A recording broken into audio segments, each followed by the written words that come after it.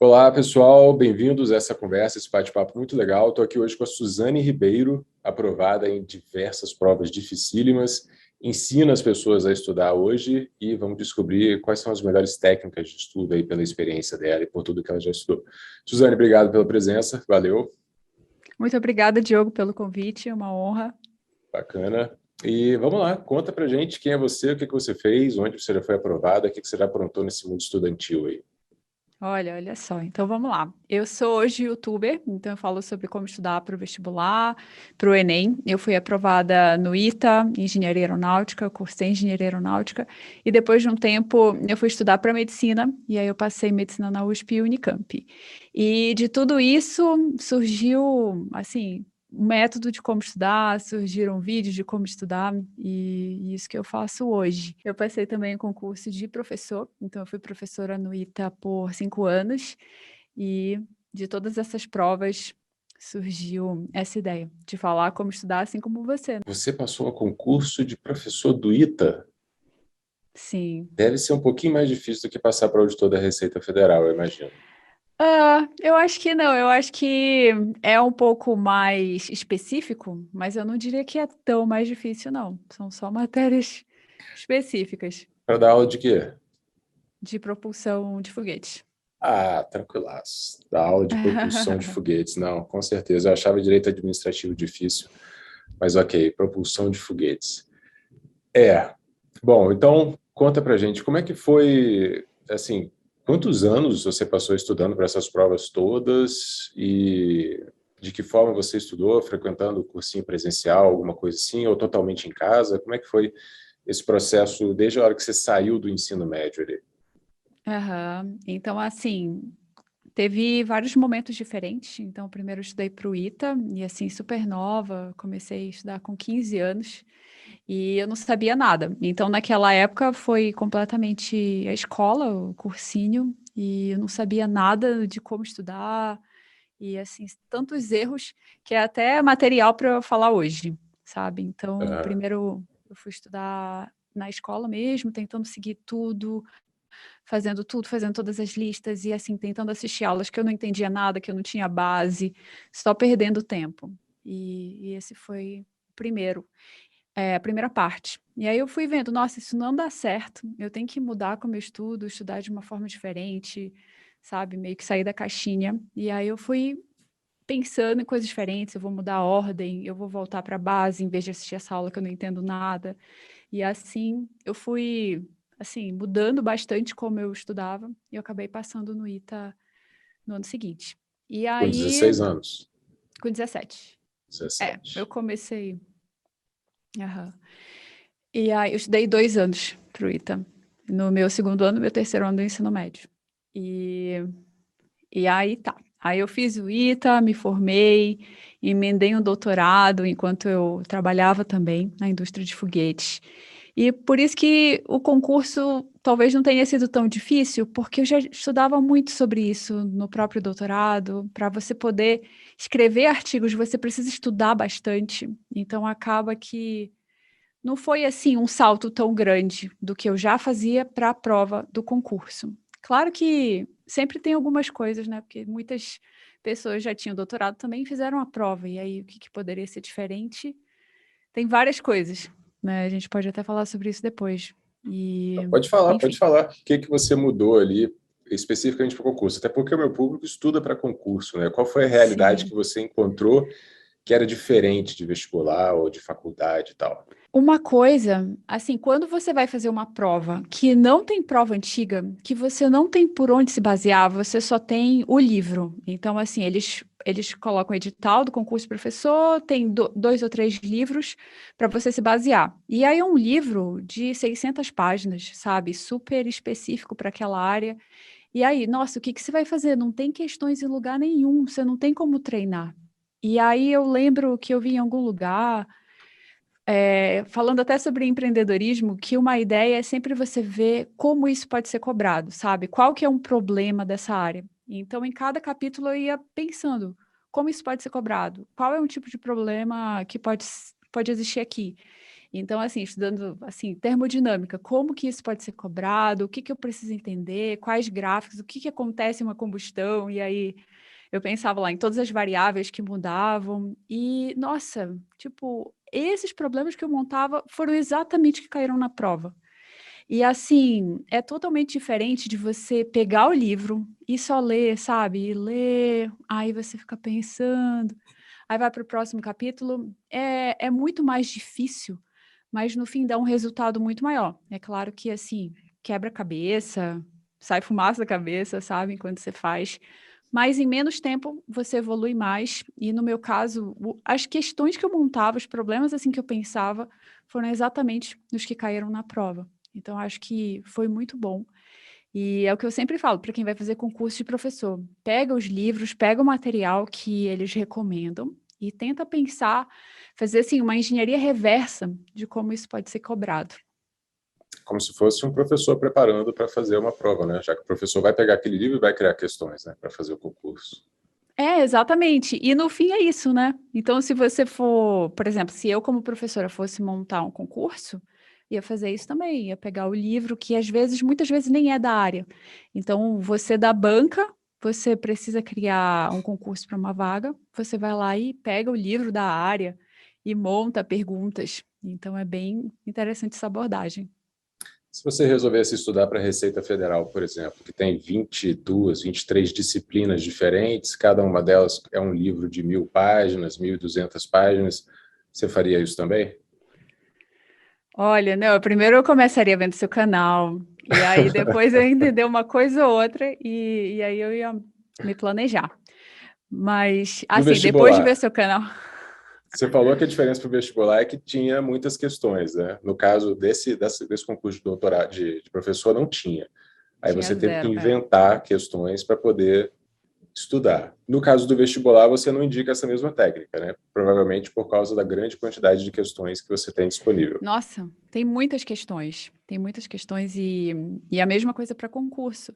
E até uma similaridade, assim, que, olhando seu canal, depois eu veria, né? Eu acho que você fala também, porque a gente já conversou no outro podcast, é aquela questão das matérias base, sabe? Eu começaria pelas matérias mais importantes para o concurso, então não sei ainda quais seriam para a Receita, mas para o Enem é uma coisa, para o Enem e para o vestibular é uma coisa super óbvia, assim. Na verdade, não é tão óbvio, mas se você analisar, você vai ver que por exemplo, matemática vem antes de física, e esse tipo de análise da base é muito importante.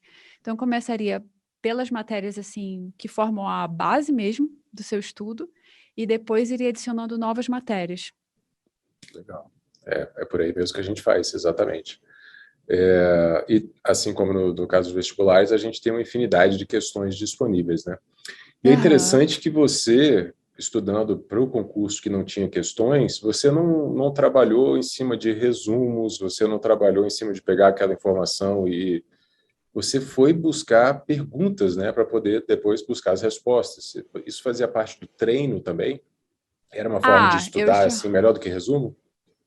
eu sempre fui muito preguiçosa na escola, então, sabe, a preguiça é uma coisa boa, eu acho. Eu também. Porque, assim, quando você tá na escola e você vê seus colegas fazendo resumo bonitinho, canetinha bonitinha, e eu era toda assim, o garrancho, sabe? Não notava nada. E depois de um tempo eu via que assim eu aprendia muito melhor. Então, o resumo era uma coisa bem inútil, já da escola eu já tinha percebido isso, que era só um trabalho, assim, horas que você passa que não dão retorno nenhum. Então, do ensino médio eu já tinha visto isso, estudando para o ITA também. Então, é sempre essa ideia, né, de como que eu posso otimizar isso aqui. Porque eu quero dormir, eu quero fazer outras coisas, eu quero sair.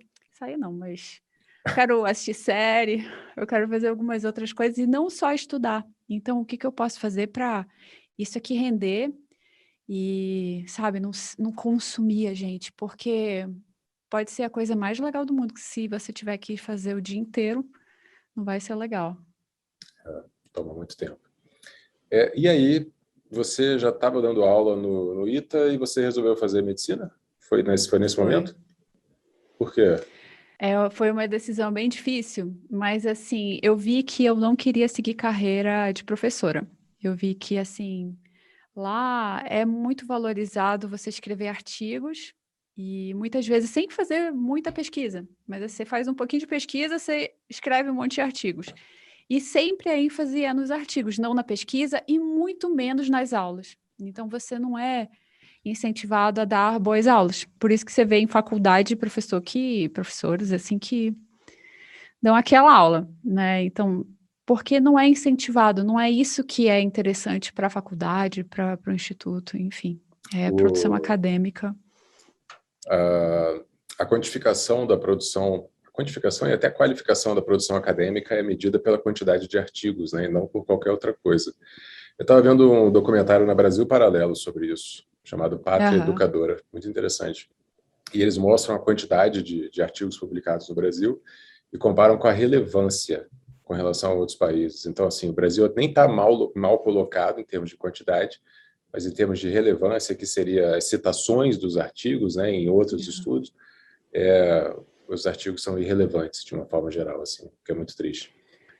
Mas e aí, beleza, você resolveu aham. estudar para medicina. Como é que foi voltar para aquele processo? Já tinha o quê? Uns 5 anos que você não estudava para vestibular?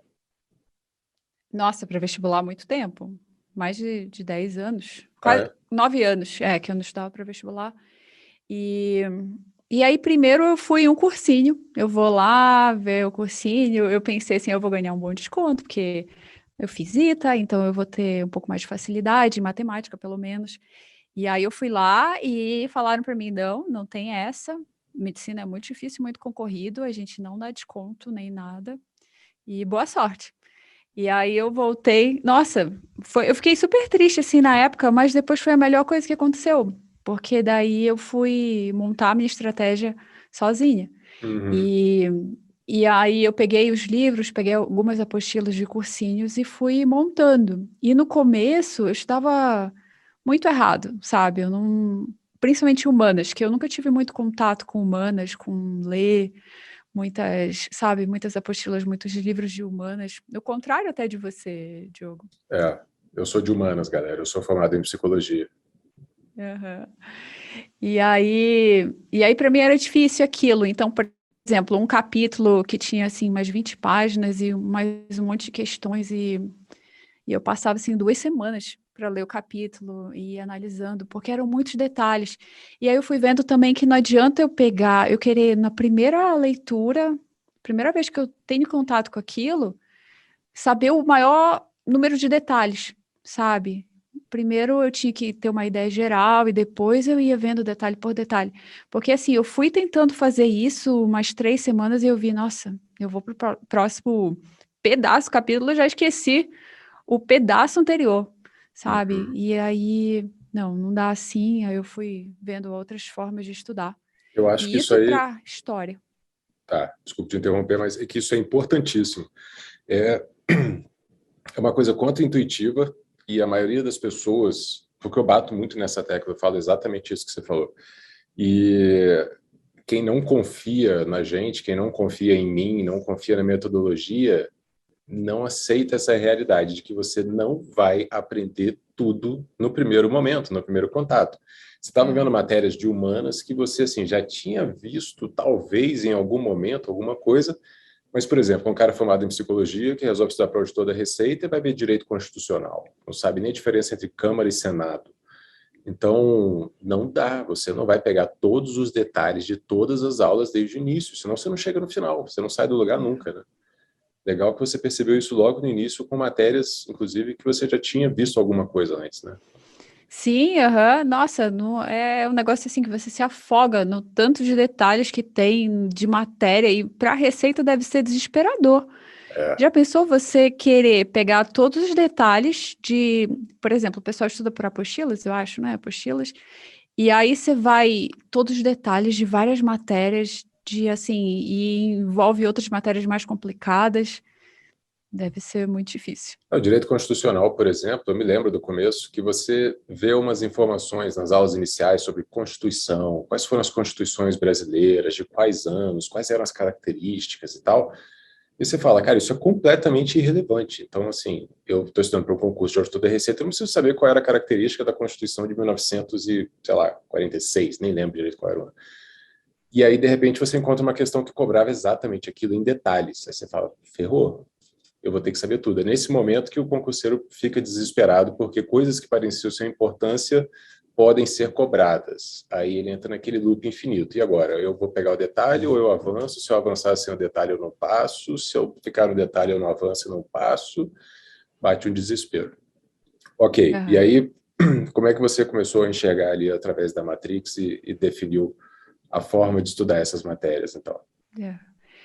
Para o vestibular, então, talvez seja diferente para concurso, mas eu vi que eu não precisava, assim, muitas picuinhas, muitos detalhes muito específicos.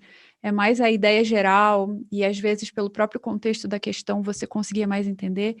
E, para o vestibular, o que importava mais eram, assim, as motivações, os porquês, sabe? A ideia por trás, não a data, não o detalhe do detalhe.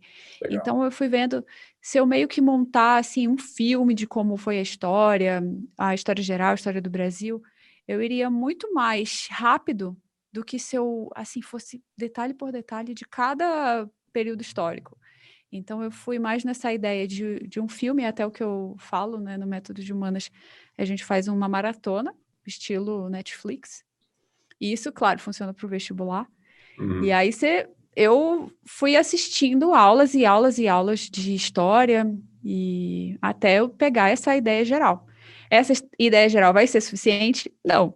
Então entra no que a gente estava falando, né? Então vão ter detalhes ainda, mas isso vai pegando nas provas. Em revisões sucessivas, né? E aí você bate muito nessa tecla de fazer provas e provas e Aham, provas. No caso do concurso, a gente tem, por exemplo, auditor da Receita Federal. Beleza, esse concurso aconteceu pela última vez em 2014.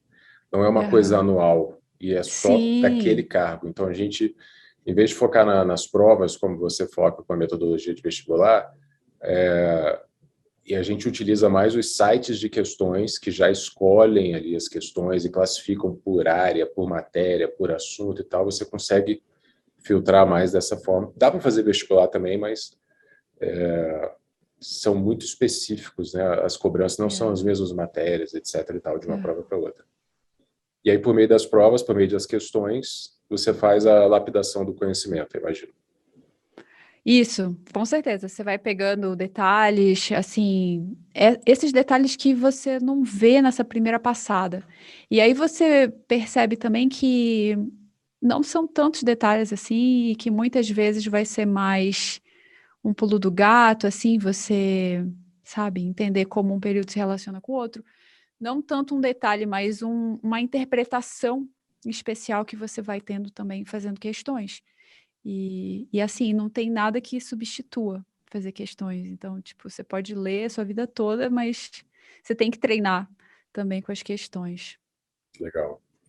E aí, como é que foi essa preparação para a medicina? Quanto tempo demorou? Você começou entendendo como é que funcionava o estudo por conta própria, estudou sozinho em casa, né? Não foi para cursinho nenhum? Estudei. Eu comecei 22 de agosto, eu lembro, assim, certinho do dia. E aí, no dia seguinte, eu fui atrás do material, das apostilas. E aí, eu comecei errado, fiquei mais ou menos errado umas 3 semanas. E claro que também não foi de um dia para o outro que eu fui acertando. Eu fui testando e vendo o que dava certo. Mas o meu problema maior era humanas e também linguagens. Eu também não sabia como estudar.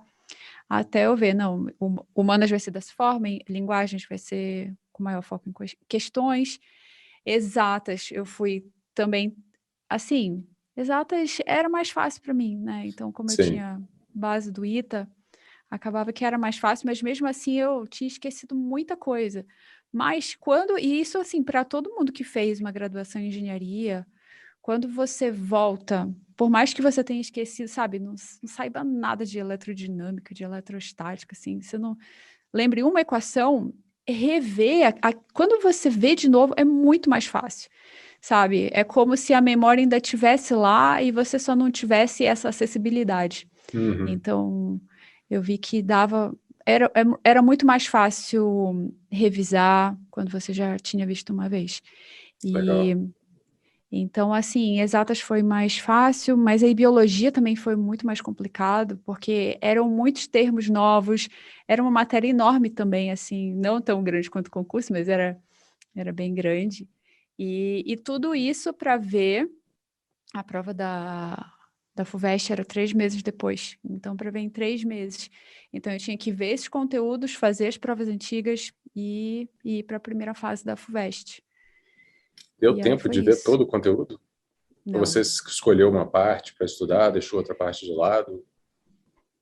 Acabou que, assim, tiveram várias provas. Então, teve a Unesp, a Unicamp e a FUVEST. Para a Unesp, que foi a primeira, assim, você vê que uma diferença de 2 semanas fez uma diferença enorme. Em termos de desempenho, em termos de, assim, novas questões e assuntos que eu tinha visto. Mas eu não vi todo o conteúdo, mas eu vi próximo de, assim, bastante, eu diria, assim, uns 90%, dependendo da matéria. Mas eu tentava fazer as provas. Então, quando eu já estava na véspera da prova, eu tinha até a escolha, né? Eu posso tentar ver esse conteúdo aqui que falta, ou eu posso ir direto para as provas e se ele cair, ótimo, se não, não. Porque também não existe preparação perfeita, principalmente 2 semanas antes da prova. Você pode ter a preparação perfeita assim antes, sabe? Alguns meses antes, mas quando vai chegando muito perto, é o que dá para fazer. Legal, legal. E, no meu caso, 2 semanas teriam feito muita diferença também. Eu estudei 9 meses, eu lembro dos dias também, foi de 12 de março a 12 de dezembro de 2009. E eu terminei diversas matérias faltando 2 ou 3 semanas para a prova, que é muito Aham. conteúdo, muita matéria. O livro de constitucional tinha 1.500 páginas, o de administrativo também. Para essas matérias eu usei livro e não PDF. Então, teria feito uma enorme diferença também, 2 ou 3 semanas. E aí você estudou, então, praticamente 3 meses e conseguiu aprovação. Sim, aí eu passei medicina na USP e na Unicamp. Na Unicamp na segunda lista, na USP na primeira, mas na Unesp eu não passei, que foi a primeira prova. E assim, foi a primeira prova tanto na primeira fase quanto na segunda fase, que é discursiva. E assim, foi a prova para aprender. E foi ótimo, assim, eu ter uma prova antes para treinar até, assim, brigar com as questões, sabe? Então, às vezes, eu sou muito teimosa, então eu quero, não, eu vou fazer essa questão, eu vou fazer até conseguir, até acertar, mas aí você acaba que perde 5, sabe? Perde 5 outras, então não dava certo. Isso. Aí eu fui vendo, não, eu tenho que baixar a bola, e quando eu não souber, eu pulo. E assim foi melhor. Então foi melhor já para a Unicamp e para a FUVEST. Vamos lá. Vou fazer uma pergunta para o meu público e depois a gente faz uma pergunta para o seu público. Para o meu público. Muitas pessoas que resolvem estudar para concurso já não estudam há muitos anos. A maioria nunca foi um bom aluno, né? Teve uma base mais ou menos em português, em matemática. Quase todos têm nível superior, mas não eram aqueles alunos mais dedicados assim. Ou simplesmente já estudaram há muito tempo, estão muito tempo fora da faculdade e do vestibular também. Que dica você daria para essas pessoas que estão querendo retomar depois de muito tempo? Você também encontra certamente alunos que estão querendo fazer uma segunda graduação, alguma coisa assim. Como é que uma pessoa volta ao mundo do estudo de alta performance? Que dicas você pode dar? Aham. Acho que são várias coisas. A primeira é ver quem fez isso. Ver, por exemplo, ir lá no canal do Diogo, entender quais são as matérias mais importantes. Ou para o vestibular, você vai lá no meu também, entende, ó, essas aqui são as matérias mais importantes e é por elas que eu preciso começar. Então, em vez de você começar com 10 matérias para o Enem, para o vestibular, você começa com 3 ou 4. E o avanço que você vai ter nelas é muito maior. Assim, o tempo que você dedica vai ser maior, o avanço vai ser maior, a sua sensação de que está andando vai ser maior também, então tudo ajuda. E nesse começo, tem que entender que você não vai assim do 0 a 100 em poucos dias, sabe? Tem um período aí para você voltar a estudar. Então, se antes você não estudava nada, você não pode esperar que no outro dia você estude 8 horas e bem. Então, tem que dar um tempo para ir se reacostumando com isso e tentar fazer essa transição da forma mais fácil possível. E não perder tempo com métodos errados, porque quando nossa, você já não tem tempo, você já trabalha, já faz outras coisas. Se você ainda for fazer resumo, não sabe, se for fazer uma lista enorme, gigante, assim, aprender todos os detalhes no primeiro contato, por exemplo, você não vai evoluir rapidamente. E isso vai ficar lá parado. E vai ser desestimulante, porque quando você não vê progresso, você não vê, nossa, eu tô indo, tô andando. Quando você não vê isso, você não vai querer estudar. E aí outra coisa vai ser mais importante. Então, acho que essas três coisas, entender as bases do seu concurso, né? E cada concurso vai ser diferente, é a mesma forma para o vestibular. Não perder tempo com técnicas que não são muito boas e aos poucos, sem o desespero de, nossa, comecei agora, então amanhã eu já tenho que colocar 10 horas para estudar. Não, vai aos poucos, vai entendendo, mesmo porque a sua concentração vai aumentando com o treino. Então, você nem consegue, quando você não estuda, você não vai conseguir estudar 10 horas, assim, direto. Você vai mais se frustrar e perder tempo. Então, meio que se dá essa chance de ir aos poucos e experimentando e vendo o que funciona para você também. Legal, legal. Eu uso muito uma frase que é feito é melhor do que perfeito, porque as Aham. pessoas chegam com perfeccionismo de, nossa, eu preciso estudar muito bem desde o início e calma, é isso aí que você falou, vai com calma, você não vai conseguir fazer muitas horas por dia no início, por desorganização, falta de concentração, procrastinação, todos esses serão desafios que você vai superar no começo da preparação. E a gente tem muito também, você já deve ter lido o livro da Carol Dweck, Mindset, a nova psicologia do sucesso, e ela faz a diferenciação entre mindset fixo e mindset de crescimento, e assim, a população vive no mindset fixo, né? Então, começa a estudar, não está conseguindo se concentrar, não presta para isso. Vai fazer uma Aham. lista de questão no começo, erra várias, não nasci para isso. Fica muito aquela dualidade ali do que eu consigo e não consigo, do que eu sei e não sei, sou capaz ou não sou capaz. Então, é virar um pouquinho para o mindset do crescimento, que é, nesse caso, eu sou capaz de aprender, eu sou capaz de melhorar. E essas coisas levam tempo. Então, vou começar mal feito, devagar e tal, e aos poucos eu vou crescendo. Aham. Eu falo sobre isso também com a ideia de estudar com a faca dos dentes, sabe? Porque não vai ser fácil e vem esses pensamentos, essas crenças e a própria dificuldade é como assim um tapa na sua cara, sabe? Você pensava que você iria conseguir, aí você não consegue. E é desesperador, mas você tem que continuar, você tem que, sabe, vencer isso. É muito comum também na escola, né? Ela também fala sobre isso no livro. E o quanto, por exemplo, você vai mal em matemática, e aí, eu sou ruim em matemática mesmo, e aí é melhor eu ser das humanas, ou então ser de outra matéria, porque matemática não vai dar. Ou você esquece isso, eu sou ruim, mas eu vou aprender, eu vou lutar até eu aprender. Eu lembro que eu era muito assim, eu era muito ruim em matemática. Então, quando eu, por exemplo, comecei a estudar números inteiros, e eu quase fiquei de recuperação, era horrível. Só que aí eu fui, não, eu vou conseguir aprender isso, eu não vou repetir, eu não vou ficar ruim nisso. E aí era feriado, sabe? Todo mundo na piscina, assim, no prédio onde eu morava, eu não, eu vou aprender isso. E é até uma coisa bacana que eu li esses dias em um livro. Eu esqueci o nome, depois eu te falo. Que ele fala que o sucesso, ele não vem do talento, ele vem mais dessa habilidade de você persistir, sabe? De você continuar, apesar da dificuldade, apesar. E isso pode ser genético, ele falou. O dom mesmo é você continuar na dificuldade, não é o dom da inteligência, não sei o que e tal. E aí ele desmistifica várias pessoas, tipo Mozart e outros, assim, e outras pessoas que mandaram muito bem na área, falando que o que importa é você ir lá e continuar e persistir, se esforçar, e também não só se esforçar, né, mas analisar o que você está errando, ver como você pode melhorar. Aí que entra, por exemplo, você ter um orientador para você, para te falar, olha, vai por esse caminho aqui, ou por esse outro, que isso corta caminho, isso diminui seu tempo de chegar onde você quer, mas essa ideia de o esforço vai te fazer chegar lá, o esforço com a orientação.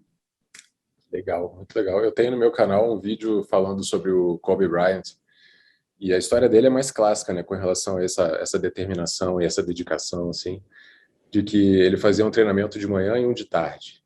E aí ele estava melhorando. Ele falou, pô, mas se eu fizer 2 treinamentos de manhã e um de tarde, eu vou treinar mais do que os outros, eu vou melhorar. Aí ele passou a acordar, tipo, 6 horas da manhã. E se eu fizer 3 treinamentos de manhã? Aí ele começou a acordar 4 horas da manhã para treinar. E quanto mais ele treinava, melhor ele ficava.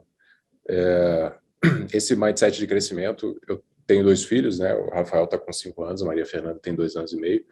E é fundamental, eu já tento colocar isso na cabeça deles desde agora, assim, eu não consegui, tenta de novo, vamos treinar, você precisa treinar, vamos treinar até ficar bom. Papai, por que você desenha tão bem? Papai treinou muito, já desenhei muitas vezes, desenhei errado, depois melhorei e tal, para dar essa noção de que você pode começar fazendo mal e depois você vai fazer bem. Então, a gente Sim. pega o exemplo do Kobe Bryant, Cristiano Ronaldo, que treina absurdamente, é o primeiro a chegar, o último a sair e tal.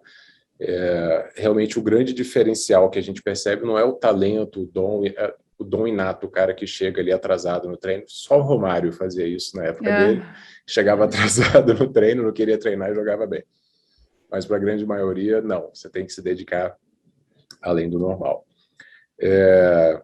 Beleza, e no caso do seu público, aquela galera que está com 15, 16, 17, 18 anos, que primeira coisa, acha que tem que decidir agora qual vai ser o futuro da vida inteira dela, né, ao escolher uma faculdade, mas essa pessoa que está numa escola, está finalizando o ensino médio, ou está indo para um pré-vestibular porque não passou no primeiro vestibular e tal, qual a mudança que essa pessoa tem que ter de perspectiva com relação ao estudo? Assim, o que muda daquela postura passiva de assistir a aulinha para um estudo mais ativo, com mais controle, assim, na sua opinião? Aham. Eu acho que tem que começar entendendo o objetivo. Assim, o objetivo não é você estudar, por exemplo, não é estudar, não é terminar o conteúdo, não é seguir um cursinho. O objetivo é você chegar na prova e acertar. Se tem 90 questões, por exemplo, acertar 88, 87, sabe? O objetivo você tem que saber qual é. E aí, a partir disso, montar um caminho para você chegar lá, em que você vai usar cursos, assim, cursinho mesmo, ou curso online, ou livros, como estratégia para você chegar lá. Eu falo isso, assim, porque tem muita gente assim, que sai da escola e não tem essa noção, sabe, de qual é o objetivo. E acha sempre que o objetivo é seguir o cursinho, ou seguir o curso online, ou acabar de ver o conteúdo. Como se acabar de ver o conteúdo se traduzisse em acertando a prova. Mas Aham. não, né? Então, tem muita coisa que acontece aí no meio do caminho para você acertar na prova. E ter o objetivo claro, eu acho que é muito importante. Eu acho que essa questão do objetivo. Eu passei pela mesma coisa. Exatamente, só te interrompendo rapidamente. Eu fui aprovado para psicologia na UFES, né, na Federal do Espírito Santo, e eu me lembro, o primeiro vestibular que eu fiz foi para Direito, para a Federal do Espírito Santo, não passei, não cheguei nem perto de passar, e depois eu falei, não, eu quero Psicologia, não quero Direito. E eu me lembro que eu não tinha a menor ideia de quantas questões cada matéria ia ter, qual era a importância relativa de cada matéria, se eu deveria me dedicar mais a uma ou a outra, se eu deveria fazer alguma coisa por fora. Eu ia para a aula, assistia a aula, fazia questões durante a aula para passar o tédio. Durante a aula de literatura, eu fazia questões de física e matemática só para passar o tempo, assim. E, e deu certo, eu passei, beleza, mas não tinha a menor ideia do que eu estava fazendo, não tinha um objetivo em mente, exatamente o que você falou. Aham. Sim, e você tem que conhecer a prova, você tem que saber o que tá te esperando ali. E tem gente que tem medo, né? Tem medo da prova, e aí só de pensar, ai meu Deus, a prova. Mas não, a prova é uma oportunidade, uma grande amiga, assim, que sim, tá te recebendo para você chegar do outro lado onde você quer, que pode ser tanto a faculdade como o cargo público que você quer. Então você tem que entender. Eu até brinco, né? Você tem que deitar com a prova no sofá, e você fica com a prova, sabe? Então, tirar essa ideia de que a prova é ruim, é difícil. Não, você vai conhecendo a prova, vai ficando com esse objetivo de acertar na prova. Isso é bem bacana. Eu falo para os meus alunos também que, mas o dia da prova, eu falo, olha só, você está fazendo centenas de questões todos os dias. A prova nada mais é do que sentar e fazer algumas questões. é o que você tem Aham. feito os últimos meses, os últimos anos, você vai chegar lá e fazer questões. E no caso do concurso, especificamente, a preparação geralmente é mais longa, 2, 3, às vezes 4 anos para passar no concurso grande, o peso fica muito grande em cima da prova, né, do dia da prova. E o concurso é um só, Hum. não tem Unesp, Unicamp, USP, não. É prova da Receita Federal vai ser agora, a próxima pode ser daqui a 2, 3, 5 anos, 7, como é o caso agora, tem 7 anos que não tem concurso. Então o desespero é um pouquinho maior. Mas é difícil tirar o peso da prova. Eu tirei, eu não pensava na prova, e tirei tanto, tanto, tanto peso, a importância, não me deixava pensar naquilo, tirei assim de forma tão grande que eu fui aprovado e nem comemorei. Eu simplesmente falei, passei, deu certo. Sim. Tamanha a preocupação que eu tinha com essa ansiedade, assim, na véspera da prova. Muito bom. Essa, Diga.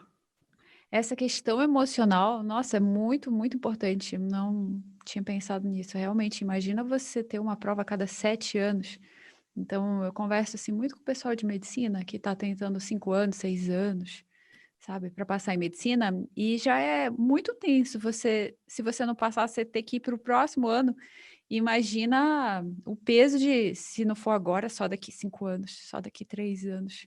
Se você pensar Então, nisso, é desesperador, né? A aham, ansiedade nada mais é do que o medo do desconhecido. E o concurseiro, ele está sempre num mar de desconhecido. Ele não sabe qual vai ser a banca, se o concurso vai ser autorizado ou não, quando que a prova vai sim. acontecer, quando vai ser a próxima.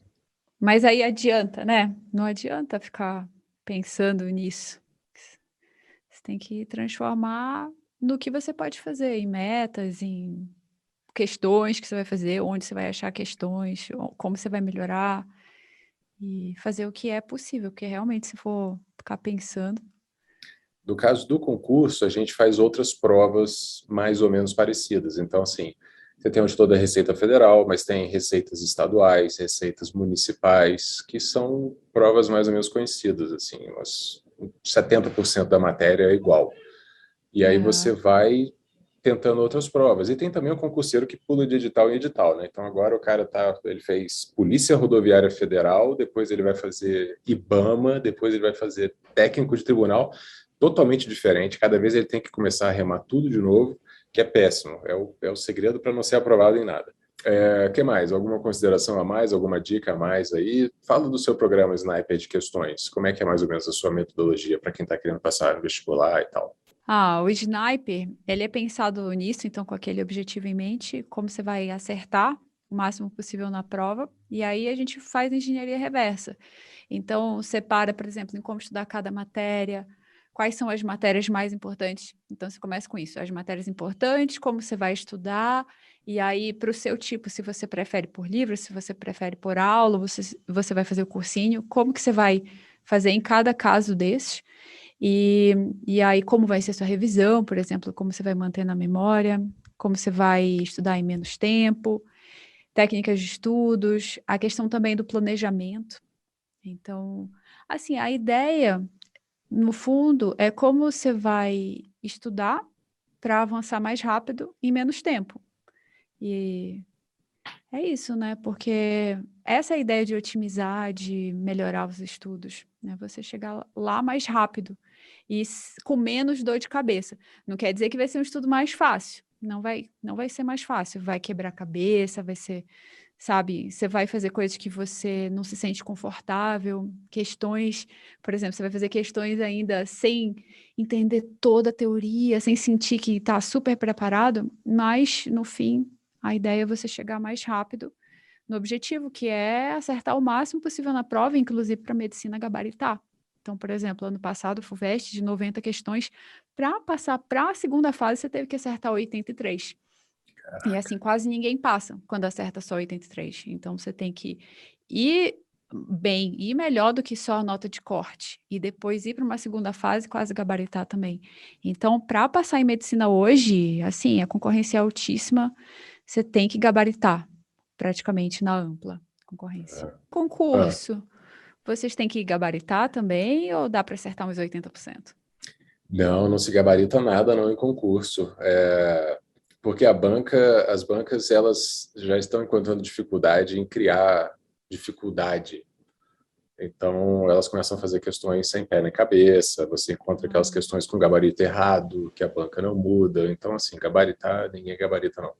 Mas varia enormemente. Você tem provas que os primeiros colocados ficam com 90% de acerto geral, e você tem provas tipo TCU, por exemplo, que você era aprovado com 60% de acerto. Só que 60% líquido, né? No sistema do CESP, que você erra uma questão e Aham. perde um ponto e tal.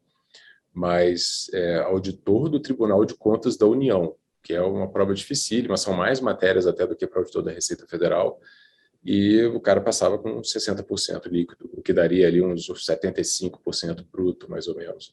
Simplesmente porque é muita coisa, absurdamente, assim, a quantidade de conteúdo.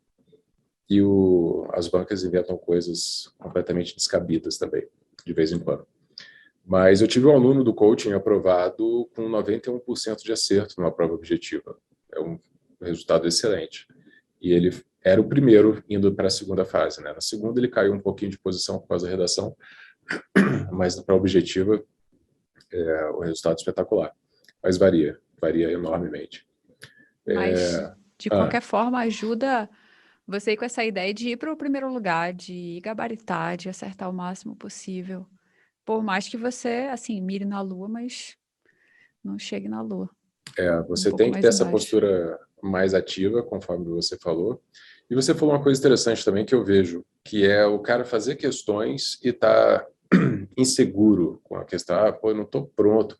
Eu mando revisar via questões. A minha metodologia inclui não resumir nada disso. Você lê um capítulo e faz as questões do capítulo, basicamente. Então, as pessoas falam, professor, mas, poxa, eu não entendi, estou com vontade de ler 2 vezes. Tem gente que tem uma insegurança tão grande que quer revisar antes de fazer a bateria de questões. E assim, na mesma hora, ler ou reler as marcações ou o próprio capítulo inteiro e depois fazer as questões. Eu falo, pelo amor de Deus, não faça isso, que você vai matar o processo de memorização de longo prazo. Mas vem dessa cobrança, né? Eu preciso acertar as questões, mesmo que seja roubando, entre aspas, que é revisar logo antes de fazer. Elas não entendem que o processo de fazer questões e de errar e de descobrir onde é que está o seu erro, a sua dificuldade, esse processo é que é fundamental para o aprendizado, né? Aham. Tem até uma história bacana que eu falei em um podcast, mas eu estava escrevendo sobre isso também, que é assim, imagina que você é um primata, ou então um homem das cavernas, e tem uma frutinha lá, e você está com fome, doido para comer a frutinha, e a sua avó falou, não come essa fruta, ela dá dor de barriga. Aí você, tá bom, não vou comer. Mas aí outro dia você tá com fome, e aí a frutinha tá lá e você come. Aí à noite você não consegue dormir, aquela dor horrível e, sabe, você tem todos os problemas intestinais possíveis. Aí você acha que você aprende agora? Então, quando você erra, assim, tudo vai fazer você se envolver emocionalmente com aquele assunto, com aquele erro, para você aprender.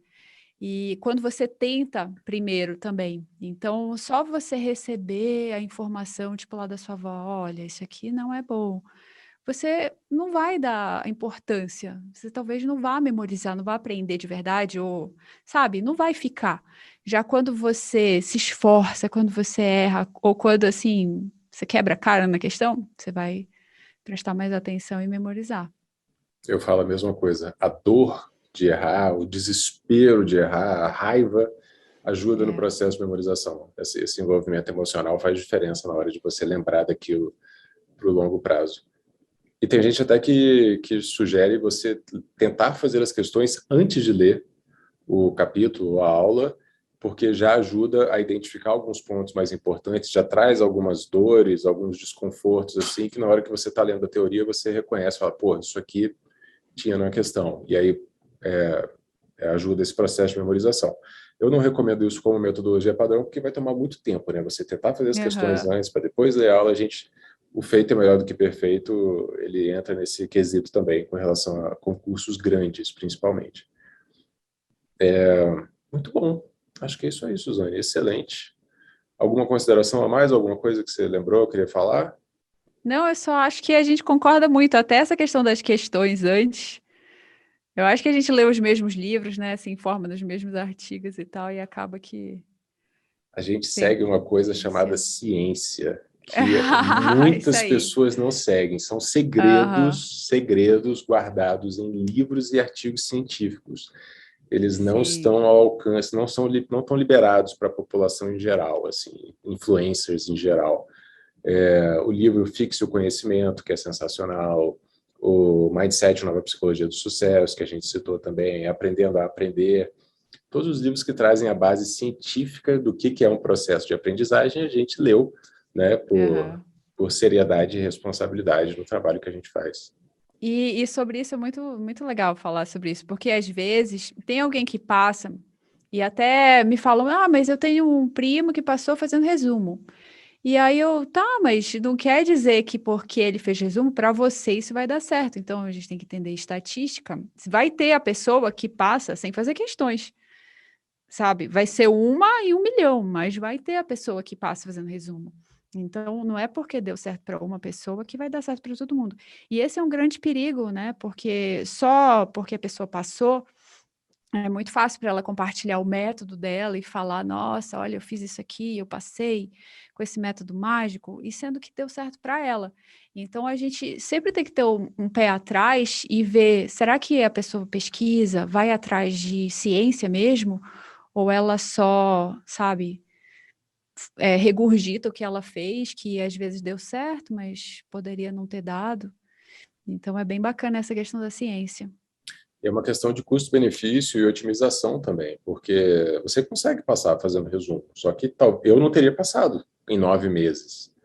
Então, você não teria passado para medicina em três Não. meses. Nada disso funciona. E no meu caso, especificamente, a gente tem aprovados em série, né? Eu tenho alguns concorrentes que passaram em muitos mais concursos do que eu. Eu passei em 2, auditor e analista da Receita Federal. Foram os únicos 2 que eu fiz e que eu queria passar. Mas eu tenho concorrentes que passaram em 5, 10, 14 concursos. E eles ensinam coisas que não são metodologias muito interessantes conforme a ciência, conforme os estudos científicos e tal. E aí eu falo, eu não fico impressionado com um cara que passa em 14 concursos, eu fico impressionado com um Aham, cara que passa no primeiro, sempre, porque é uma transformação. Mas se você está estudando para exatamente. concurso há 2, 5, 10 anos, meu amigo, você pode estar estudando de cabeça para baixo, você pode estar estudando da direita para a esquerda, você vai conseguir ser aprovado. Você está há muitos anos vendo as mesmas matérias, sabe? Mas e a otimização? E a necessidade de passar rápido, sabe? Porque é difícil você ficar anos estudando para concurso, sem Aham. emprego às vezes, mas o marketing é muito forte, né? Tipo, o cara que chama atenção dizendo que uma coisa que ele fez é muito diferente. Eu falo, opa, essa coisa vai funcionar. Aí a gente pega Aham. um artigo científico que diz, 9 a cada 10 pessoas memoriza melhor fazendo testes. Aí se você pegar 10 pessoas, 9 delas vão dizer que aprendem com resumo. No meu caso, a minha memória visual, eu aprendo fazendo resumos. Eu falo, não, amiguinho, você faz parte da estatística. É pouco provável que você seja a exceção a essa regra. Então, segue pela regra. Aham. Com certeza. Muito bom. Suzane, excelente, obrigado. Foi muito legal, uma pessoa com tanta experiência, tantas aprovações aí difíceis, e Ai, graças a Deus obrigada. concordando com o que eu ensino também, o que é muito bom. Obrigada também. Nossa, adorei. Deu pra gente abordar vários temas e abrir os olhos aí, eu acho que do pessoal que está estudando e ver que também não precisa ser tão difícil, tão sofrido, tão lento. Pode ser mais rápido, mais otimizado Legal, para muito ontem. bom.